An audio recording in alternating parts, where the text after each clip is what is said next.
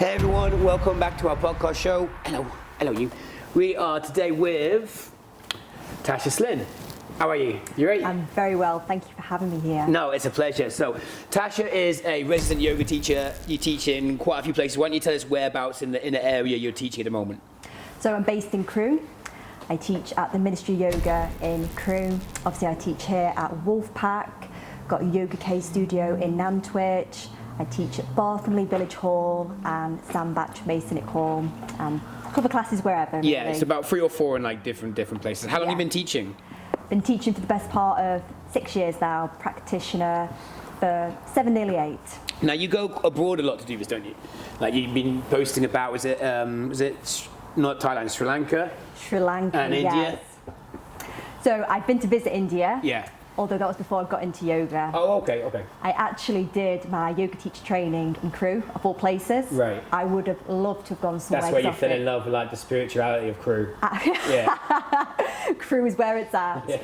I would have loved to have gone abroad and done it, but money and time and circumstance, so it just made sense to do it on my doorstep. Yeah. How long have you been qualified for? So I've been qualified, for nearly 6 years. Yeah. So that would have been like the year or 2 years before COVID that you qualified? 2 years or a year? Yeah. Yes. Yeah. Cool. So what's been the driving thing that made you decide to get into yoga first and then decide to be an instructor? So my X Factor sob story. Yeah. Had a really, really good life growing up, excellent childhood. So 2015, so I would have been about 20, but still mentally the age of a 16-year-old. Parents split up, really, really messy and horrible divorce. It doesn't matter what age you are, it still hurts as children. And my brother, my middle brother, started with spontaneous pneumothoraxis. So his lungs started to collapse on him. Right. This was him at the end of high school doing his GCSEs. So we pulled him out of doing his GCSEs, he was in hospital, attached to tubes to keep him alive. And even then, we couldn't get mum and dad in the same room together. Right. That's how bad the breakup was. So thankfully, had keyhole surgery and been a success. He's fine now, even though we don't know what caused these spontaneous collapses in his lungs. And my mum later on in 2015 went on holiday to India. And she got a cold, chest infection, pneumonia, sepsis, and died while she was over there. God, that's tragic. Wow. Yeah, heartbreaking stuff. Yeah. So we'd gone from living with mum to then living with dad, and she racked up a lot of debt. Right. Dad wasn't paying child support for my younger brothers. Didn't realise how bad it was. We were pawning off stuff, all our game consoles, anything worth of value to get by. And then later on that year, mum's mum, gran died. My auntie fell out the loft and pierced herself on the wooden banister. Jeez. 2015, I know COVID and lockdown was an awful time and year for a lot of people, but that was a walk in the park for me. Yeah, I guess you've been through so much before it even starts. Wow. Okay, so lockdown comes in, but by lockdown you're already teaching. I was already teaching, Yeah. 2015, a couple of years before that. And hardest year of my life. I hadn't really known hardship until that point. Yeah. But now, looking back, I wouldn't be the person I am or where I am if I hadn't gone through that. Yeah, do you think that you've got a lot of strength through sort of building yourself back up and... I found an inner strength and endurance and resiliency I didn't know existed, because until that point, because I've had such an easy upbringing in childhood, I'd had everything I could have ever wanted. I had no direction, no purpose in life. I had some self-esteem issues, was quite shy, and upon losing mum, didn't like the sound of my own voice, didn't like answering the phone, and I was on the phone to the British Embassy in India for the repatriation of bringing her body back. I had filtered through a couple of different part-time jobs, and it was like, right, I need to get a full-time job. Time to get serious and knuckle down now. I had learned to drive but didn't have a car, so saved up, got a car. I went from being 20 to a 40-year-old. I essentially took the place of my mum in the household. Yeah. Less than a week after she passed, the way for me to cope was to go back to work. I needed to keep doing, I needed to keep myself busy. And that worked for the best part of a year or so, but I wasn't happy. I hadn't fully processed or dealt with the grief and all the trauma from that year, really. Yeah. I turned to alcohol and other ways to self-soothe and self-medicate. And even though on the outside it looked like I had it all together, I never had a clinical diagnosis, but I was deeply unhappy and suicidal at times. I did seek help from the GP, I did have some counselling, but it just wasn't for me, it didn't work. Yeah. So it was 2017, 2 years afterwards, that I found yoga. And I'm not going to lie, I started for completely vanity purposes. I wanted to know if I could touch my toes. Yeah. And I found with a lot of people, when they get into yoga, they come for the physical benefits, but they stay for the mental. That's a pretty cool way of saying it, actually. Yeah, it's a weird thing that you can see people and you have like a 5-minute interaction with the start and the end of every session, and you never fully appreciate everyone's got a backstory, but that is one hell of a backstory. That's one slammer of a kind of like you have a very kind of very soothing, very calm persona. It's quite surprising to kind of find that under the surface you've had so much, but then some people, that's what grounds them, the way they build back from that. So it goes to 2017, you get into yoga. What made you just jump down the rabbit hole of it straight away? I fully went down the rabbit hole with it.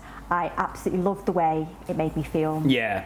So obviously got all the physical benefits of it, the improved flexibility, there can be a strengthening aspect to it, just more freedom, mobility in my body. Yeah. However, for the mental, and it's not just in yoga, I imagine with so many of the sports and disciplines, you're there in the moment, and imagine if you were doing your reps and your lifting, nothing else matters. I mean, it's also as well, it's a thing that like kettlebells is very much an art of focusing on literally on the now, and there's nothing, you can't survive an hour's set worrying about the hour. You can only live in the rep and then the next rep, and that's something that is very hard to explain. But other sports, there's a big difference between team sports or team exercise, you can't call it a sport, and like you and the mountain you're climbing, you and the run you're doing, you and the yoga you're doing. So those things are very internal, rather than what's my place in this team, like what's my position in this thing. So it's a different, having done both to varying standards, it's a very interesting difference between like you doing something for yourself and then being part of a very fast moving group of people doing things.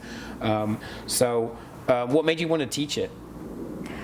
Because it made me feel so good. I want to be able to be in service and offer that to the people as well. And what style jumped out to you? Because I know enough to know I don't know. But did you go down vinyasa? Did you go down, because we've had 3 yoga teachers here. Yeah. And every single one of them, like if you go way back to when Posse was teaching here, who would have to get on the podcast at one time. It was everything was at a lightning pace. Everything was this pose into that pose, and I forget the style of it, the name of the style of it. But then you and Jess have more similar styles, but people will still say that Jess is very different to you. People will go to both of them. So what was it about the style you do that kind of got to you? I'd say it's quite unique. Yeah. It's a little bit of everything. So my training was based on modified Ashtanga. So it gets a bit confusing. We have Ashtanga yoga, which is these 8 limbs. It's like a system or a science or philosophy. And then you have the physical practice of Ashtanga. Right. And it's a set sequence. A lot of people like that, repetition, to see an improvement. And it can be quite strong, quite dynamic, quite fast paced. So if you're a person that needs a lot of movement and energy, it's right for you. Yeah. So, and I came away out of the practice thinking, I'm going to be teaching all these fancy headstands and handstands and get people moving and sweating and feeling good. But the demographic in the area that we're in, we have an older, more senior generation, and I actually realised that for me as a teacher, my biggest successes is having somebody who might have had a frozen shoulder, can't lift their arm up and brush their hair, struggling to get down and tie their shoelaces, to to be able to give people that freedom of movement, enjoyment, and that better quality of life. So my style has very quickly adapted to the needs of basically the class. Yeah. But we do have, I also teach something called Yoga Nidra, which is yogic sleep, so that relaxation part at the end of class. It's like that for the whole session. You've got styles where you hold the postures for longer, very different physically and mentally. That works. Instead of more the muscles, it's more the fascia, the connective tissues.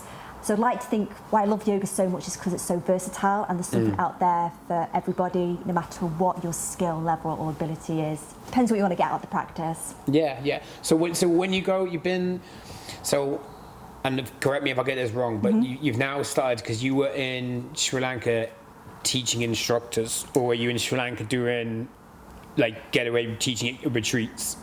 So I had the opportunity, I did my teacher training with Tribe Yoga. Right.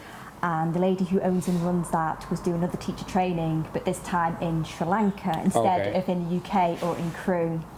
And she gave me the opportunity on the whim, would you like to come by and be a teacher? Oh, okay, cool. And I thought, why not? It was 2022 by this point, and I literally had a month to get my act together. I got asked in the January, I was going at the end of February. So it was a case of finding cover sessions for here, sorting out, tying all loose ends, and it was for a month. And not gonna lie, it was hard work. It was intense. You're fully there, living, breathing, and immersing in it. But I just couldn't say no to the opportunity. Yeah. And up until that point, even though I had a great childhood, we didn't really travel as a family. We're more the family that had a new car. We did things more in the UK. So it was my first time as a woman travelling solo. And obviously I've been to India before, I've travelled around Europe, but I hadn't had that much experience flying.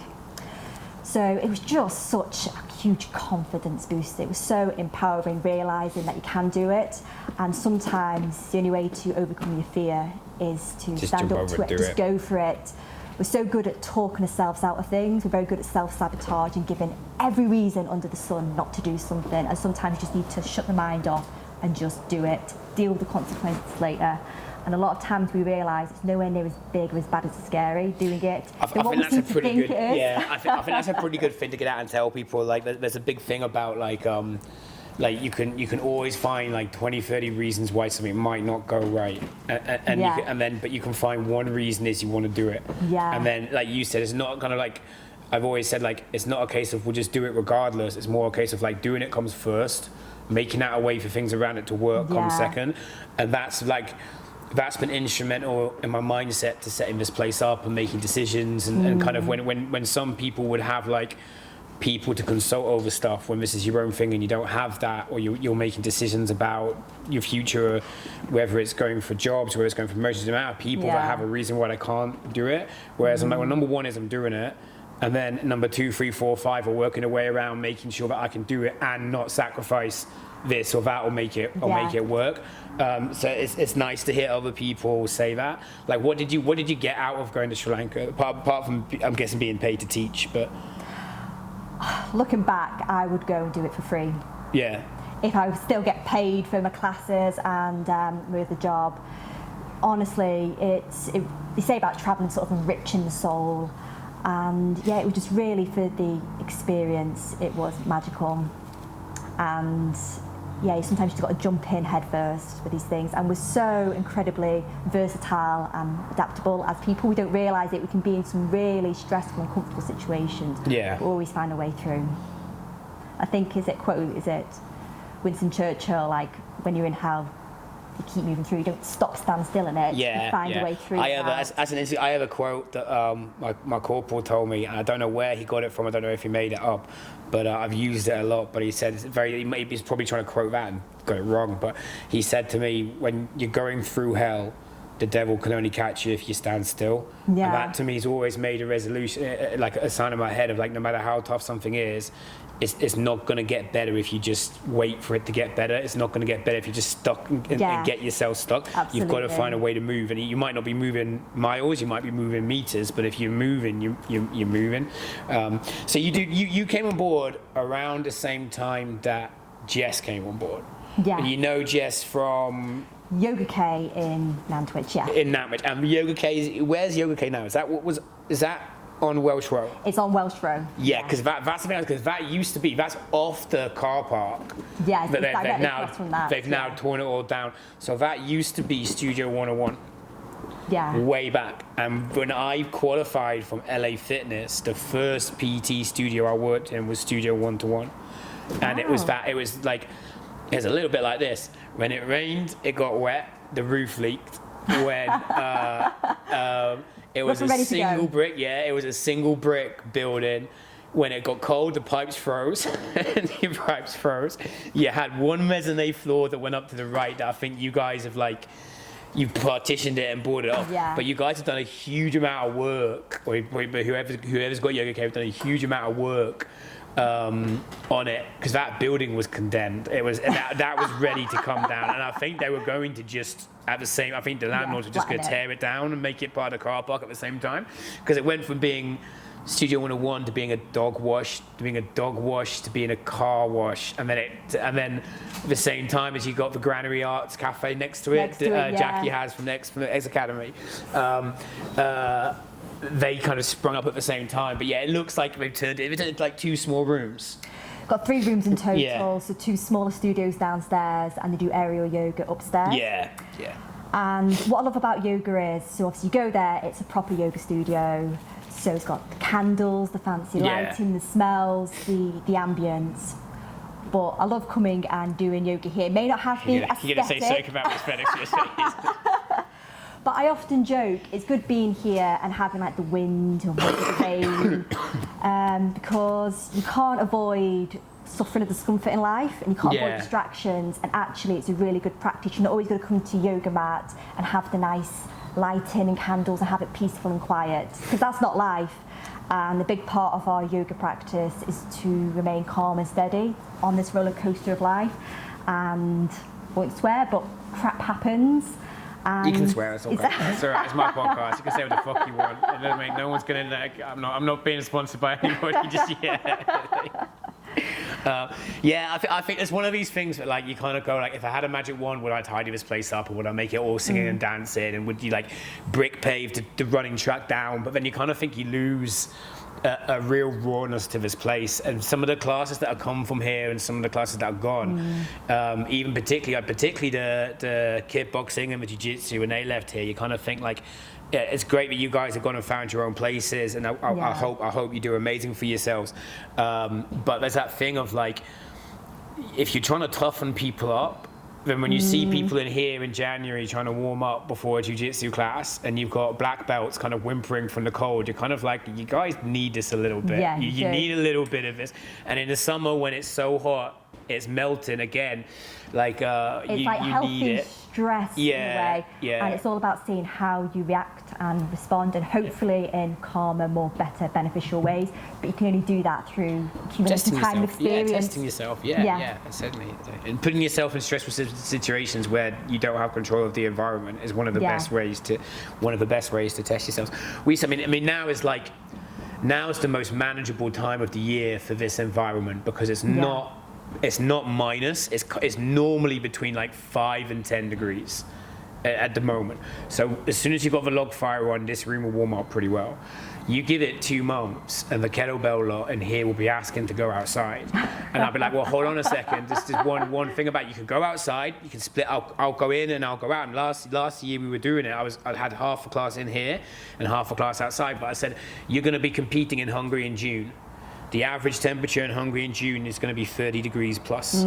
If you think for 1 second that these school gymnasiums that we're doing these competitions in, if you think that they are going to have air conditioning, you're wrong. So you can take the easy route now, and you can suffer later, or you can take the harder route now and be prepared for it. Save yourself. Lo and behold, when it came to June in Hungary, 30 degrees plus, people were melting. All the people from all the cold country athletes couldn't handle it.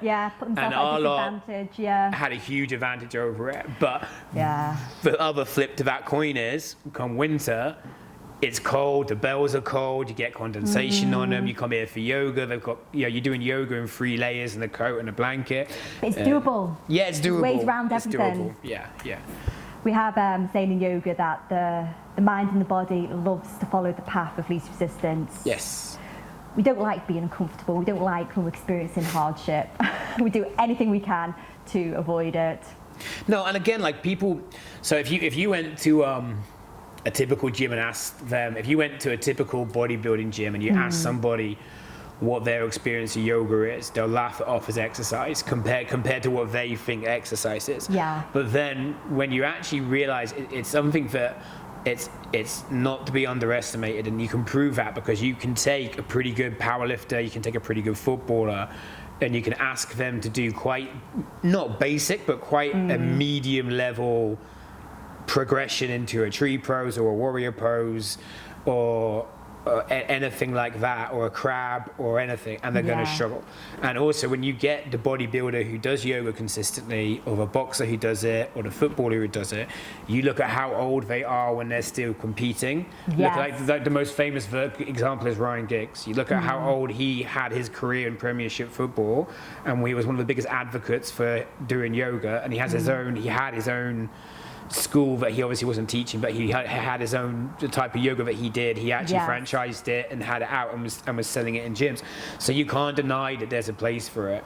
And if you look at people like we've got members, if you look at Mark, the older guy who comes in with Erica, if you look at like at his age, for him to do a front squat with a kettlebell and the hip mobility he now has to go down, that's added the benefits that's done to his ability to walk, to run, to lift weights, to train. That's what it's about. It's not only on and off, on the mat and off the mat in your everyday life. And for the next 5-10 years, that guy's chance of having that nasty fall at his age that become a big problem, they never recover from it, massively reduced, just because his hips are better, his leg strength's better, his balance is better, his stability is better. So it's one of those hidden things that like I'd never manage. Like out of all the classes I wish I could have here, I wish I could have spin, I wish I could do some more cardio, like I wish I could get something like a HIIT class or something going, and I'd like to push that, and I'd like to push a spin class. But the number one priority I had here of external classes was always get yoga in, because it's always going to be, one, it's good for the sport that we do. I like doing it when I can fit around my timetable. I like doing it with Posse. But two, it's one of those ones that you kind of just expect there to be a yoga class if you're going into a gym in this area, and you expect it to be a good class. So it's certainly got like, it's certainly underrated as how tough you can make it, and it's certainly undervalued as how useful it is for everyday life. Right? I'd just like to add on as well, obviously I teach it, I have my own practice, and there is different styles, more restorative, more dynamic, but I have got to do other stuff. I have got to build in a little bit of strength, because there is so much focusing on the flexibility, mobility side. We do a lot of pressing away and lengthening. I know for me, because I'm quite hypermobile in my joints, I've got to focus on strength and stability, so I have my own practice for that. And even though I can make yoga cardio, I've got to do a little bit of cardio for my heart health. So even though I love and practice yoga, as you know yourself, with the kettlebell lifting, inviting in the yoga and the stretching and mobility work, it really is everything in moderation, having a bit of variety of everything. It'll be interesting to see. We were talking about me doing some poses. It'll be interesting to see, because I haven't done yoga here for well over a year. But although I made progress, I never used to always like. I've always had certain levels of mobility that have never really gone. So it'd be interesting to see if I can still do it. Okay, so we're getting close time-wise, and I always like to do a couple of things where I like to almost like quick fire with people, like what they like about what they do.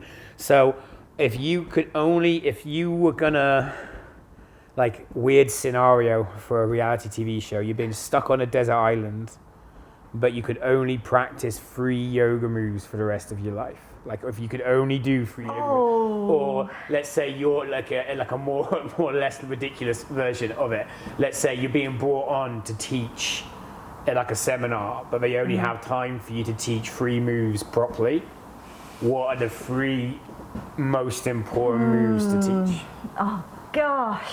It's a really, I mean, you're gonna say it, you'll go home and you go, shit, I wouldn't, yeah, and because I've done it the same. But what you can do is you can get, like, we'll do a bit later, and you can see if I can still do some of the harder poses, okay?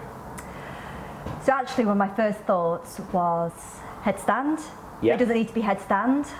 Any level of shoulder or headstand, yeah? Any kind of inversion. Any of it Get wide. blood to the head. Very energizing. Yeah. There's lots of wonderful benefits to doing inversion work. Twists, good for spinal health and digestive health, and great for releasing tension along the spine. You have a lot of forward folds in yoga, but I'd actually say back bends, because you spend a lot of time seated, shortening the front of the body. So anything you can do to open up. Back. Yes. Yeah, okay. So yeah, back bends, twists, I'm glad you versions. didn't say trees, because I hate trees. I can do anything apart from the tree. Balancing postures. Yeah, I'm not. Yeah. That comes fourth. Fourth, yeah, we can leave that. We've only got time for 3, so we only need to do 3. All right, I'm ready to say let's do some yoga. Let's do a few poses and see if I can still do some stuff. This will be quite cool. I'm up for this. Let's do this. I know you don't want to do it, but should we go for the tree pose? You just want to see me fall over? Okay. Right, go for it. Right, so let's balance on the left foot. Let's lift up the right foot. Yeah. So bend the knee, turn it out. Bit higher or lower than the knee. Okay. And you can do whatever you want with the hands. Got the heart space, extend them up. Hands can be out wide. Point your focus to the camera.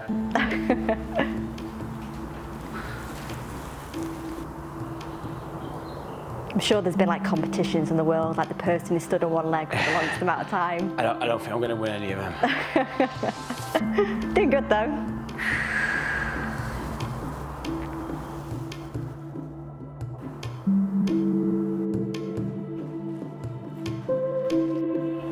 Have conversation, guys. you don't know how hard I'm focusing. Wobbles are good though, we're not meant to stop the wobbles. It's like how quickly can you get back in the saddle or the driver's seat once you have them.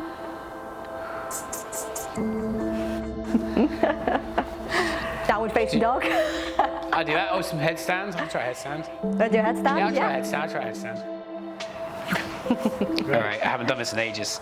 We're just going to go for it. Right, okay, so let's bring the hands down. Yeah. Away your hands are shoulder width apart. Let's bring our elbows. Yeah. Try not to let the elbows move out. Let's interlink the fingers. And then we'll bring forehead, hairline, crown of the head down. As we tuck the toes, lift up the knees and the bum. Couple of different ways. I don't recommend people to kick up. I like to walk the feet as close as I can towards the face. Lift one knee, tucking towards the chest, opposite knee and towards the chest, and slowly begin to kick up.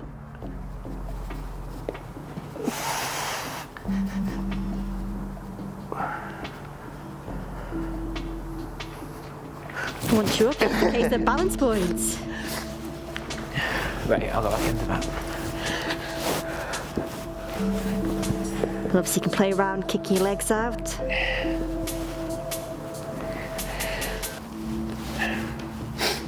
Trying to bring the soles of the feet together.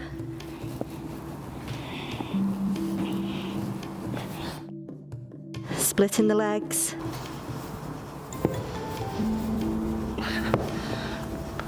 I've lost it now. I'm going to slowly come back down.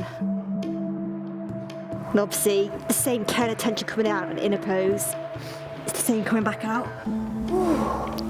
I can feel, because I've had a cold, I can feel everything like coming. It's just draining down.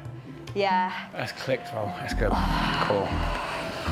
So yeah, I think you just rock off to the neck and shoulders there. Cool. All right. Thank you very much. I think we're good. I haven't embarrassed myself enough. I have to come back and do something.